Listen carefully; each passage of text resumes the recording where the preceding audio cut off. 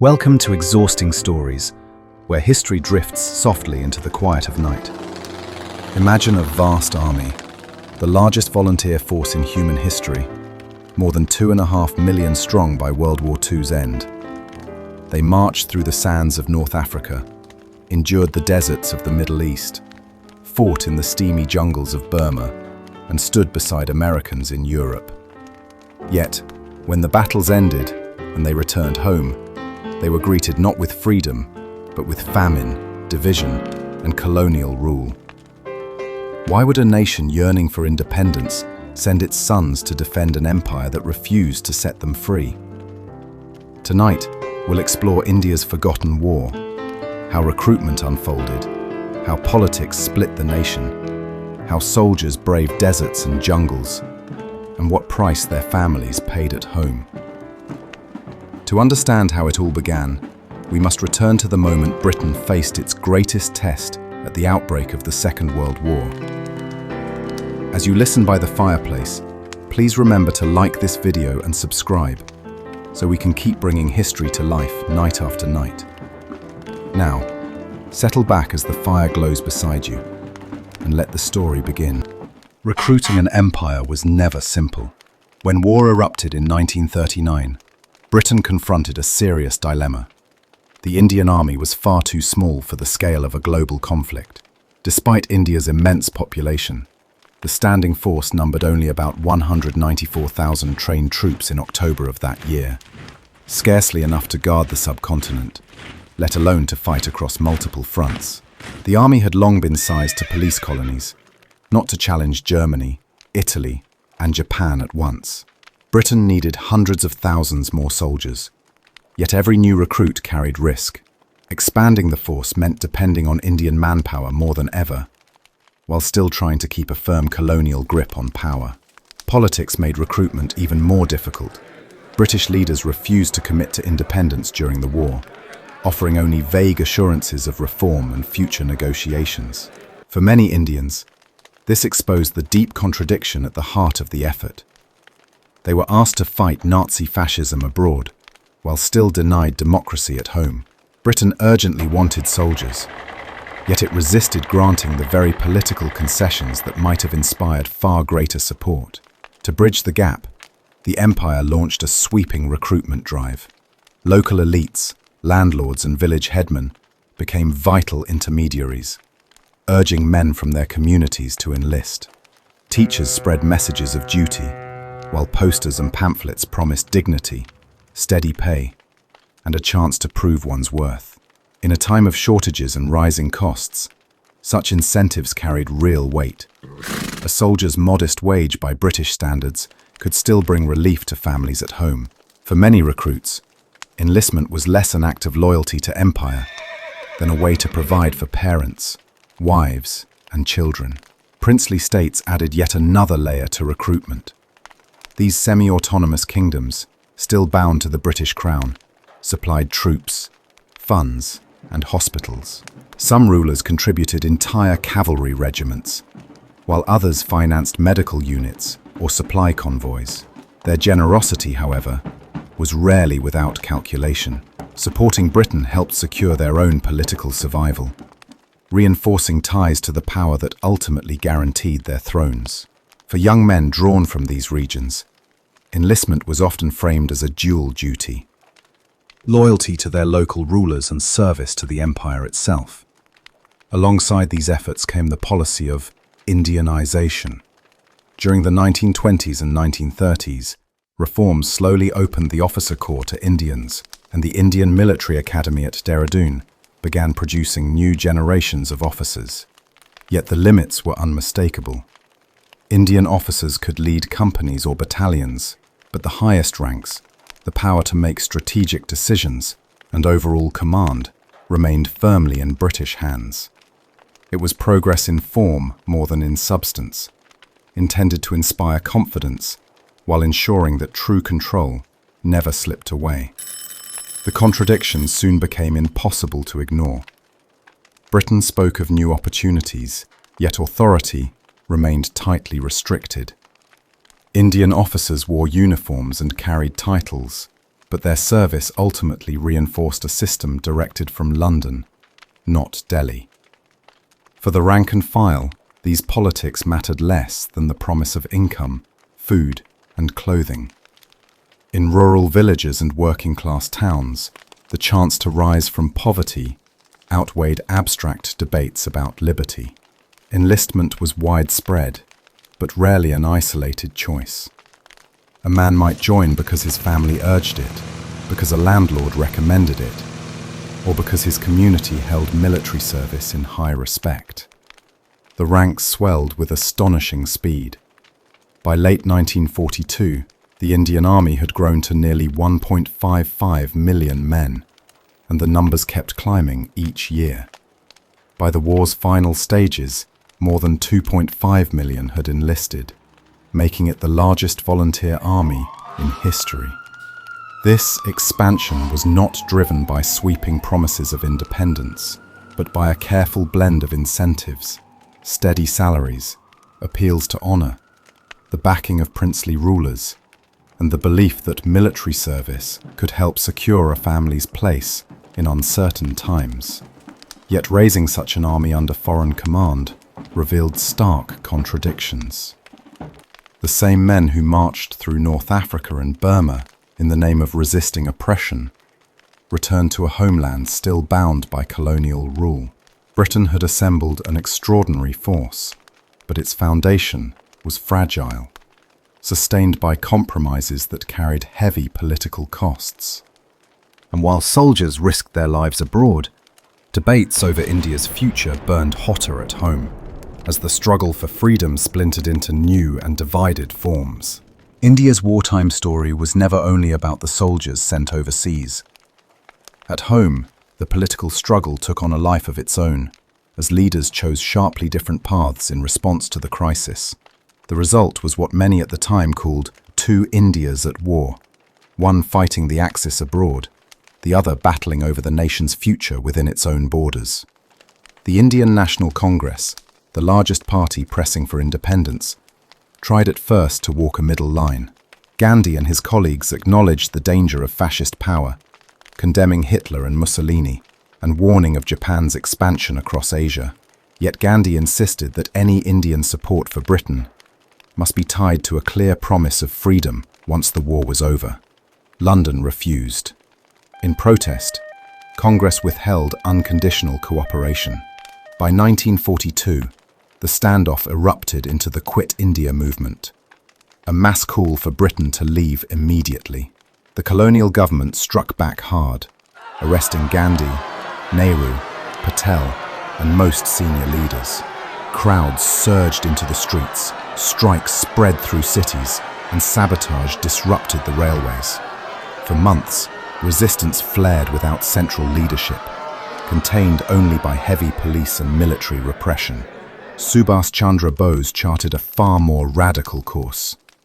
Once a rising star within Congress, he broke with Gandhi's strategy of negotiation and compromise. Escaping house arrest, he made his way through Europe, forging ties with Germany and later Japan. From this base, he built the Indian National Army, or INA, which at its height numbered around 43,000 men and fought alongside Japanese forces in Burma. For Bose, Britain's setbacks offered the best chance to win independence by force. Yet his choice came with sharp contradictions. Even as Indian soldiers under British command battled the Axis, his own followers took arms in alliance with them. To some, it was a daring act of patriotism. To others, a dangerous gamble that bound India's future to powers the Allies were determined to destroy. At the same time, Muhammad Ali Jinnah and the Muslim League saw advantage in cooperation. Their support for Britain was not offered as loyalty to empire, but as a calculated strategy. While Congress leaders sat in prison, the League's steady collaboration elevated its political standing. This approach built on the Lahore Resolution of 1940, which had first called for a separate homeland for Muslims. Jinnah believed that demonstrating wartime reliability would give the League greater leverage when independence was finally on the table.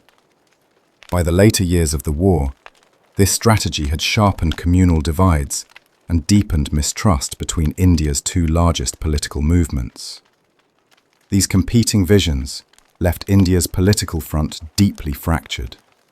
Congress tied its demand for independence to the fight against fascism. Bose sought freedom through alliance with the Axis. The Muslim League chose cooperation with Britain as a way to advance its long-term goal of a separate state. For the British, these divisions proved convenient. Congress could be neutralized through mass arrests. The League's support gave continued recruitment a veneer of legitimacy, and Bose's INA served as a warning. Proof, they argued, that pressing too hard for immediate freedom risked driving Indians into the arms of the Axis. Against this backdrop, the contradictions stood in sharp relief. In Europe and the Middle East, Indian soldiers played vital roles in the Allied advance, battling Nazi divisions and suffering heavy losses. At the same time, Bose's INA units, backed by Japan, prepared to march through Burma into Allied-held territory. One vision of freedom placed its hopes in cooperation with the Allies and a negotiated transfer of power. Another staked everything on breaking British rule through alliance with their enemies. Still another sought to remain close to Britain, calculating that such loyalty would help secure a new homeland of its own. By the final years of the war, India was far from united. Leaders had charted starkly different futures, and their choices were already shaping the political landscape that would emerge once the fighting ended. Which of these paths would define the nation's course remained uncertain. Even as politics fractured at home, Indian divisions abroad were proving themselves on some of the toughest battlefields of the war. The war carried Indian divisions far beyond the subcontinent. Two distant fronts would test them early on: the deserts of North Africa, where the struggle centered on the Suez Canal in Egypt, Britain's vital link to India and the wider empire, and the mountains of East Africa, where Italian strongholds in Eritrea blocked Allied advance. Control of these regions meant protecting the lifelines of empire: the canal that connected the Mediterranean to the Red Sea, access to Middle Eastern oil, and security of sea routes. It was in this setting that Indian troops first proved themselves on foreign soil. At Keren in Eritrea, and during Operation Compass in North Africa, they astonished observers with their skill in mountain and desert warfare. These early campaigns showed how men, drawn largely from farming villages, could adapt swiftly to landscapes they had never seen, proving themselves in some of the war's most demanding battles. In 1941, Allied forces confronted a heavily fortified Italian defense in the mountains of Eritrea in East Africa. High ridges commanded every approach, and steep passes turned each advance into a deadly climb. For many, breaking through seemed impossible. Yet Indian units pressed up the slopes under fire, using night attacks and the cover of ravines to reach positions where surprise gave them an edge. Casualties were heavy, but their persistence allowed Allied troops to crack open defenses that had held for weeks. The victory mattered not only for the campaign but for reputation. It proved that soldiers from distant plains could overcome opponents entrenched in rugged mountain strongholds.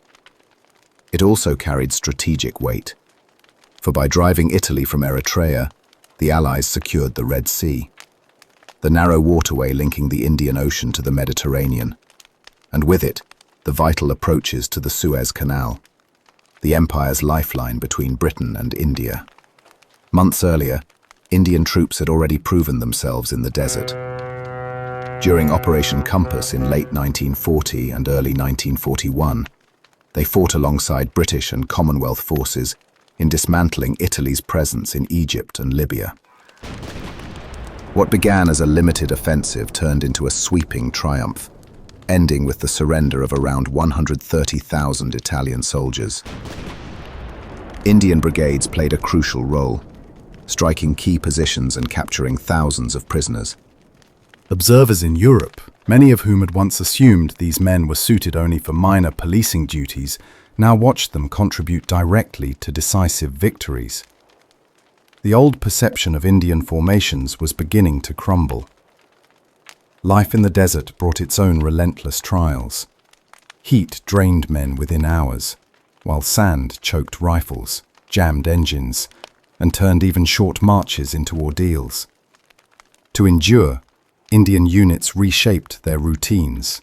Rations were measured with care, water rationed with extreme caution, and supply lines adapted to mule trains when vehicles broke down. Soldiers drew on the resilience of their rural upbringing. Skills with pack animals, for instance, translated naturally into desert logistics. Every adjustment became a small act of survival, but success was tempered by painful setbacks. In 1942, during the fighting around Gazala on the north coast of Libya, Indian divisions confronted German panzer units under conditions heavily stacked against them. Poor planning left some formations overextended, while supply shortages made it nearly impossible to hold their ground. When German attacks broke through, records showed that about 95% of Indian losses in the withdrawal were listed as missing or captured, rather than killed in action. Critics at the time questioned the resolve of the soldiers, but closer scrutiny revealed deeper flaws. Exhausted supply lines, command failures from distant British officers, and breakdowns in coordination. The problem, in many ways, lay less with the men in the field than with the system that had placed them in untenable positions. Yet defeat did not mark the end of India's desert war. Only months later, the same brigades would be tested again, this time in one of the decisive clashes of the entire campaign.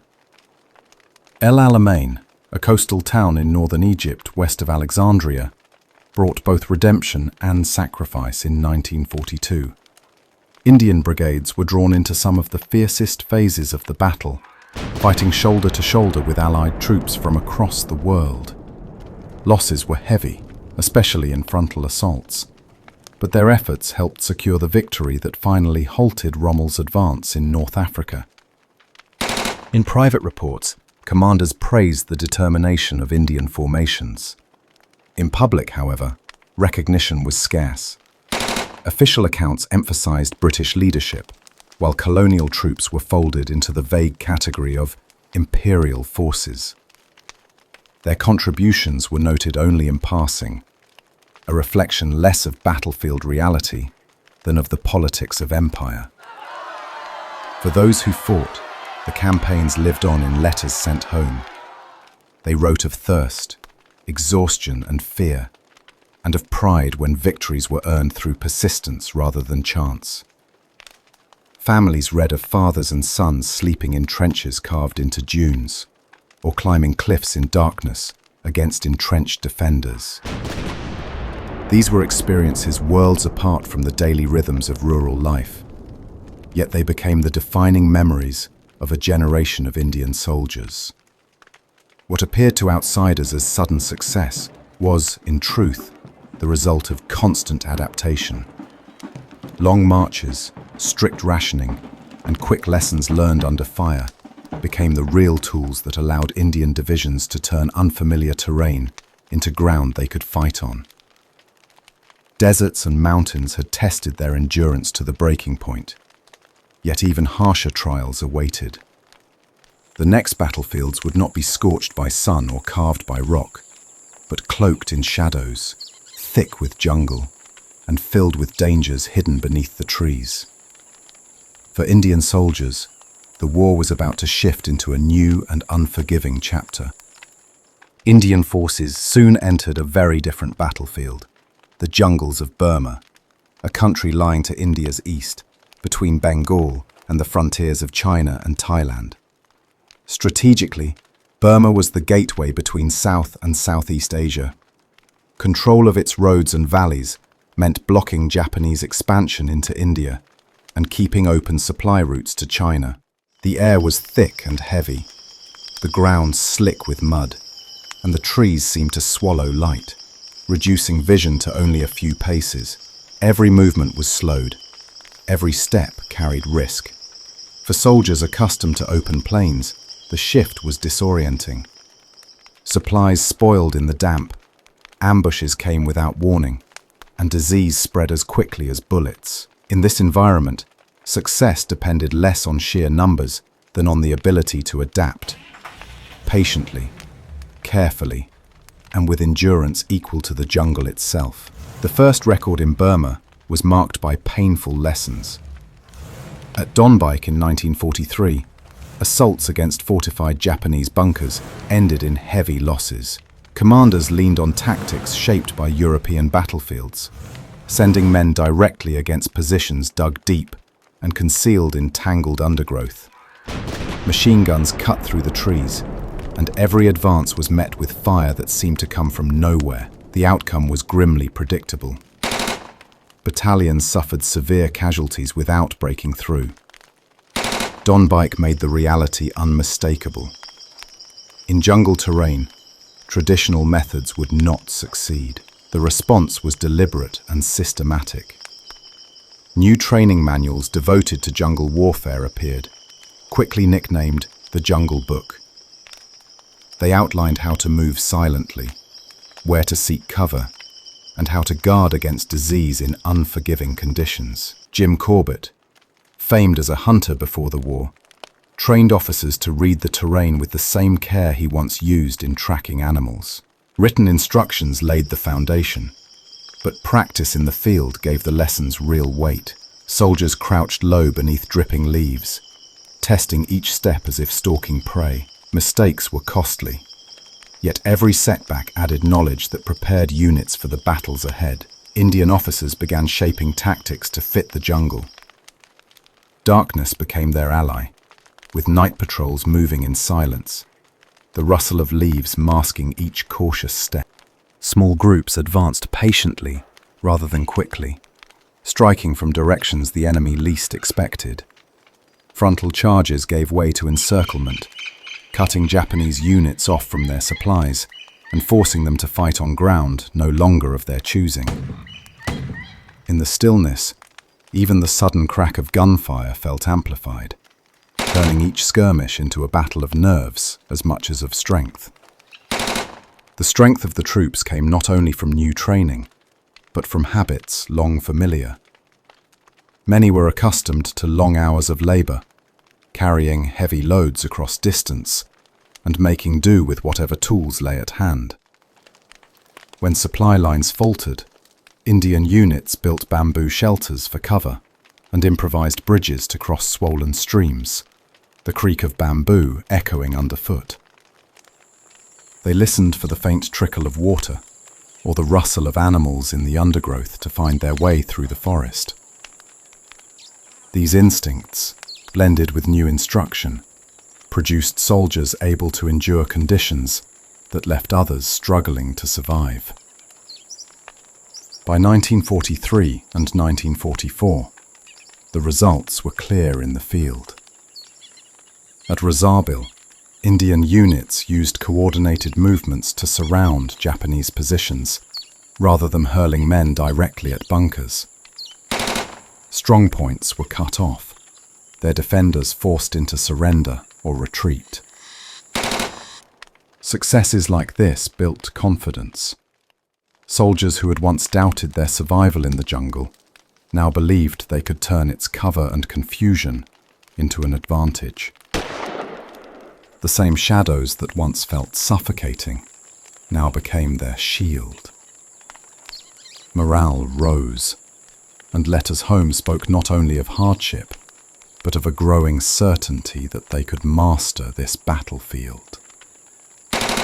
Victories in the field reinforced the need for wider preparation, and training expanded rapidly. Camps across India and Burma introduced drills shaped by frontline experience. Recruits practiced ambushes, silent marches, and quick defences against sudden night attacks.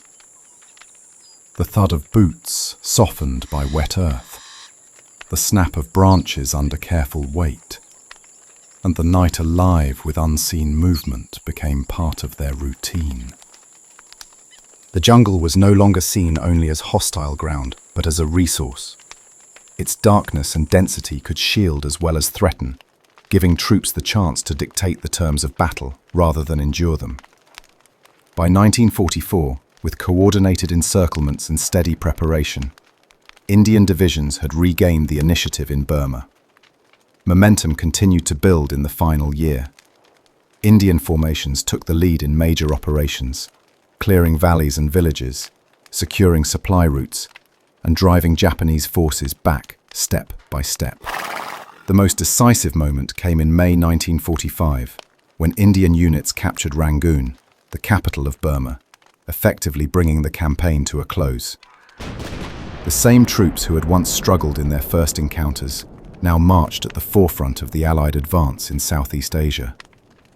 The jungle lessons were never only about tactics. They spoke to steady adjustment, discipline, and resilience in environments that seemed determined to break those who entered them. The journey from early setbacks to eventual mastery shifted the balance of the war in Asia and proved the capacity of Indian formations to lead on some of its hardest fronts. Yet while these victories unfolded abroad, life at home was growing every bit as severe. The same years that produced training manuals and battlefield triumphs also brought families face to face with shortages, soaring prices, and hunger. For millions outside the uniform, survival meant fighting a different battle, against scarcity, against policy decisions, and against neglect. For every victory won in Burma, another battle was being lost in the villages of India. Even as soldiers mastered the jungle, their families struggled through a famine that would scar the nation for generations. While the war raged abroad, another struggle unfolded within India, the war at home. Between 1942 and 1944, Bengal suffered one of the 20th century's most devastating famines, claiming between 2 and 3 million lives. Villages fell silent, huts stood empty, and families were too weak to reach the fields where harvests had once swayed in abundance. The air no longer carried the scent of cooking fires, but the cries of hungry children. This was no act of nature alone. Though storms and crop disease hurt some harvests, Bengal's fields still grew food.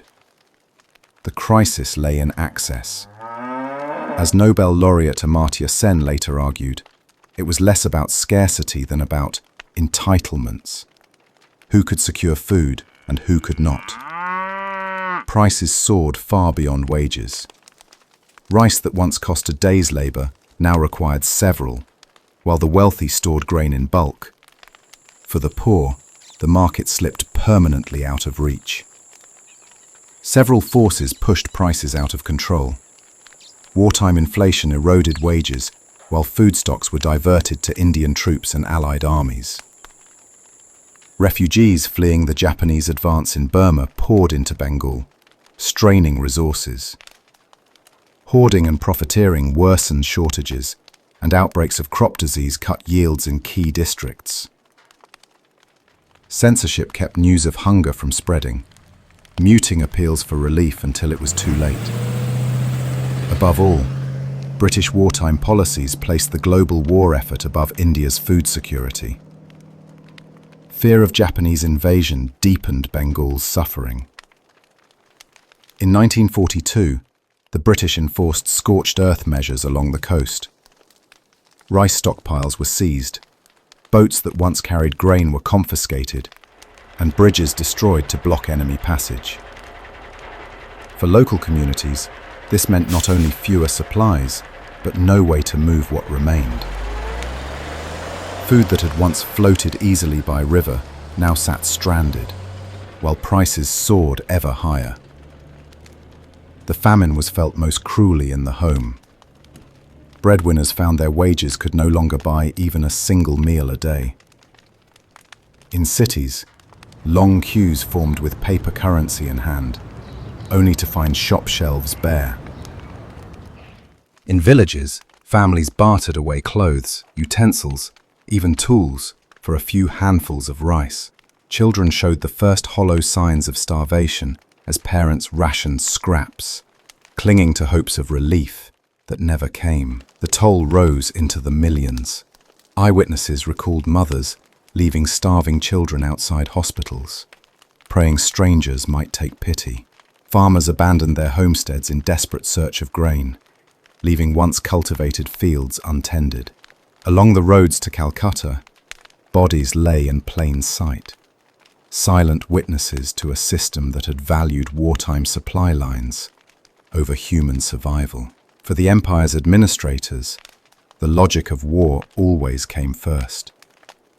Port warehouses filled with food for soldiers, industrial workers, and allied partners, while civilians inland starved. Relief shipments, when they came, arrived too late or in quantities too small to matter. To many in Bengal, the truth was unmistakable. Military priorities had been placed above human lives. Later studies confirmed that official policies not only failed to prevent famine, but actively deepened and prolonged it. By the time the war drew to a close, India had sacrificed deeply. Soldiers lay buried in distant lands, while villages at home were hollowed by famine. The nation carried not only memories of valor on foreign battlefields, but also the memory of hunger carved into its streets. Victory abroad could not erase the sight of mothers trading away their last possessions, or of children fading in silence, while ships heavy with grain sailed past Bengal's shores. From this contrast rose a question too powerful to suppress. If such sacrifices had been made in the name of defeating tyranny abroad, what meaning could victory hold for a people still ruled by others? For many Indians, the answer was clear. The famine had revealed both the strength of Indian endurance and the failures of imperial rule. Out of hunger and loss emerged a sharper demand for freedom. Independence was no longer a distant dream. It had become the inevitable consequence of a war that asked so much and gave so little in return. When the guns fell silent in 1945, India counted the cost of victory. Soldiers returned from Africa, Europe, and Asia, expecting more than medals after years of hardship. They had marched through deserts and jungles, fought battles that reshaped the world, and lived daily with death. But the land they came home to was not triumphant. It was scarred by famine, divided by politics, and still bound inside an empire that offered only vague promises of change. Homecomings were subdued. Families were thinner from hunger. Debts had grown, and jobs were scarce. Rapid demobilization flooded towns with unemployed veterans, and ration queues replaced the discipline of the battlefield. For many, service dissolved quickly into disillusionment. Frustration spilled into politics. Britain, weakened by war, began new talks with Indian leaders, but the old disputes remained. Congress demanded independence. The Muslim League pressed for a separate homeland. Conferences produced reports and committees, but rarely results. To ordinary people, the delays felt like betrayal, a bitter contrast to the sacrifices they had made. The human cost weighed heavily. More than 87,000 Indian soldiers had been killed, and, when famine and disease were counted, the losses rose into the millions. These were not numbers on paper, but brothers, fathers, neighbors, and children. Each delay in independence made their sacrifice feel hollow. Disillusionment soon hardened into unrest. The Indian National Army trials of 1945, meant to punish men who had fought with the Japanese, instead sparked protests across the country. Crowds hailed the accused as patriots who had risked everything for freedom. Sympathy cut across religious and political lines, forging a rare sense of unity. Even the empire's strongest pillar began to crack. In 1946, sailors of the Royal Indian Navy revolted in Bombay, seizing ships and shouting nationalist slogans. Strikes and demonstrations spread to other cities, revealing that even the armed forces could no longer be relied upon without question. By war's end, the message was clear. Victory abroad had not secured the empire's grip at home. The immense sacrifices of soldiers and civilians alike had eroded the foundations of colonial rule. The very forces that once defended the empire now helped undermine it. Out of disillusionment and loss rose a sharper demand. India would no longer bear such burdens under foreign rule. Independence was no longer a distant vision. It was the inevitable outcome of a war that had changed everything. The army that Britain built to defend its empire ultimately revealed its weakness. Millions of Indian soldiers proved their strength across deserts, mountains, and jungles. But when they returned home, they uncovered how fragile colonial authority had truly become. Victory abroad did not erase hunger, loss, or inequality. It made them more visible, more undeniable. India's wartime story reminds us that great conflicts never end at their front lines. They seep into homes, fields, and futures, shaping nations in ways that last far beyond the fighting. Soldiers and civilians alike bore the burdens, and millions paid the price for a war fought under imperial command. If this reflection has given you a new perspective, please consider subscribing so we can bring you more calm journeys into the overlooked corners of history. And if you carry a family memory or story from this era, share it in the comments. I'd love to hear it.